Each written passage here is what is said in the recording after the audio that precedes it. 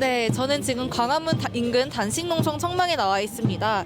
단식농성 이어가느라 말씀이 어려우실 텐데요. 의원님들께서 인터뷰 응해주셨습니다. 네, 김준혁 의원님 안녕하세요. 반갑습니다. 김준혁입니다. 예, 반갑습니다. 김준혁입니다. 네, 민주당에서 삭발에 이어 단식 투쟁까지 탄핵 총력전을 벌이고 있습니다. 현재 광화문 집회 상황은 어떤가요? 광화문 집회 상황은 매일같이 주말에는 4시에 대규모 집회가 있고 평일에는 7시 집회가 있습니다. 정말 많은 시민들이 참여해 주시고 잘 아시다시피 어제는 100만 시민이 참여해 주셔서 헌법재판소가 빨리 윤석열의 파면을 선고해 달라고 간절하게 요청을 했습니다. 네, 말씀 감사합니다. 다음은 서영석 의원님께 질문 드려보겠습니다. 네, 오늘도 집회 분위기 보셨을 텐데요. 많은 시민들이 윤석열 대통령 탄핵 찬성을 요구하고 있는 것 같습니다. 혹시 집회 도중 가장 인상 깊었던 시민의 말씀이 있었을까요? 많은 시민들이 우선 내란 불면증 때문에 잠을 못 자고 있다. 그리고 내란 우울증 또 소화불량 때문에 정말로 화딱지 나서 못 살겠다 이렇게 말씀하시는 시민들이 워낙 많아서요.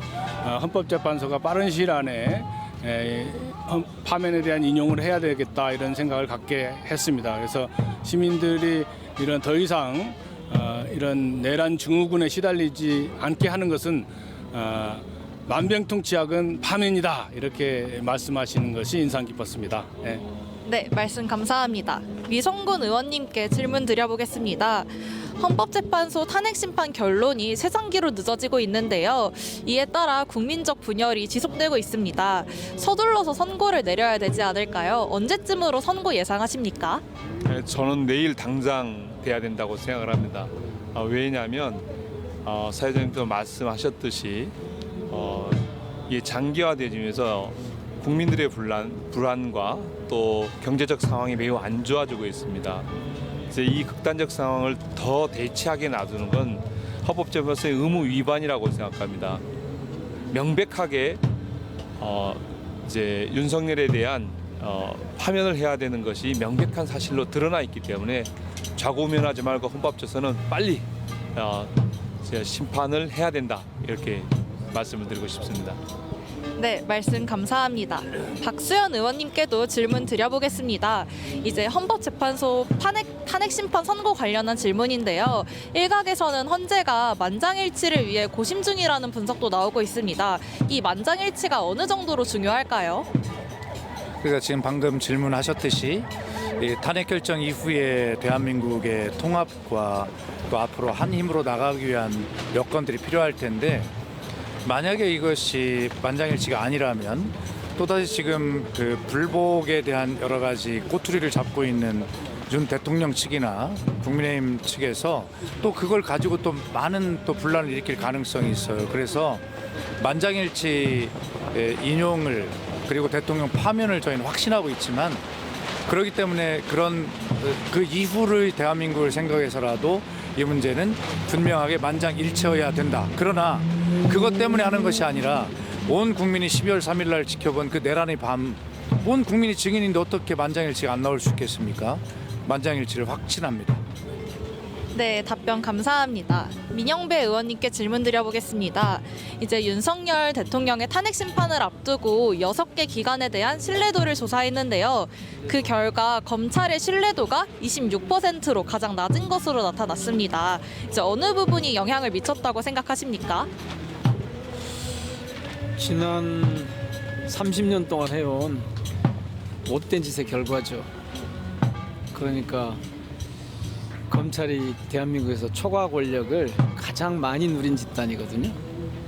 근래에 와서 더 심해졌죠. 이른바 조국 사태부터 시작해서 비상계엄까지 이 주범이 다 검찰이거든요. 근데 그 검찰 중에 특히 정치 검찰이라고 일컬어지는 일부 그 검찰들이 대한민국을 이를테면 말아먹은 거 아니에요. 특히 최근에는 윤석열 내란 수개를 풀어줬잖아요. 그냥 풀어준 게 아니라 법 기술을 이용해서 국민들을 속였잖아요. 근데 그걸 국민들이 다 아는 거죠. 가장 최근 사건은 아마 그게 결정타였을 거고요. 실제로 검찰이 그동안 그 초과 권력을 누리면서 대한민국을 검찰 독재 국가로 이끌었어요.